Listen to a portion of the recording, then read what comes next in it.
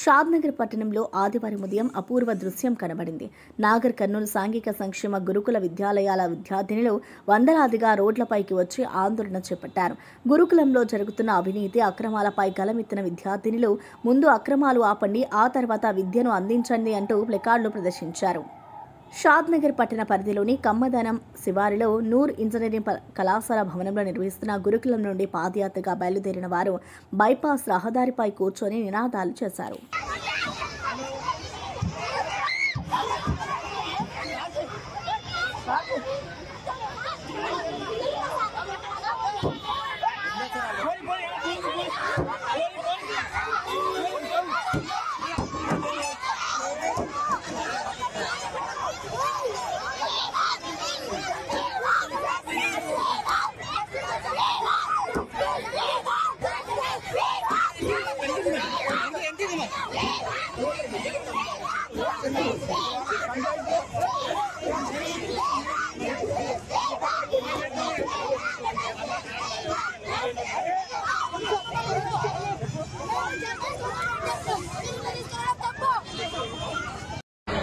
బయలుదేరి రావడం జరిగింది.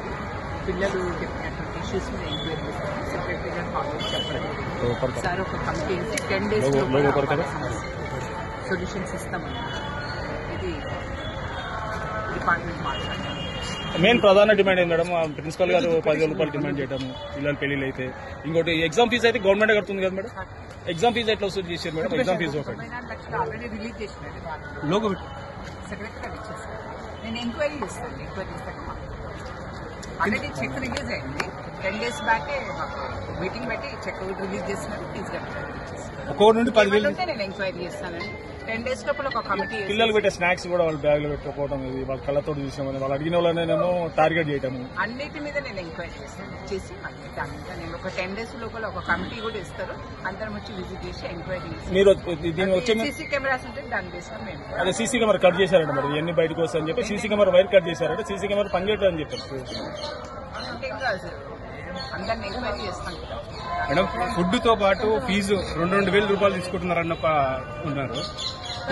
ఇంకోటి ఇప్పుడు కొంతమంది స్టూడెంట్స్ స్పోర్ట్స్ ఇప్పుడు మల్టీ జోన్ ఆఫీసర్ నా పరిస్థితి తప్పకుండా దానికి ఇంతమంది ఇప్పుడు విజిట్ చేయలేదు మేడం స్కూల్ కి. ఇప్పుడు కాలేజ్ వచ్చినప్పుడు ఎప్పుడు చేయలేదు, విజిట్ చేయలేదు.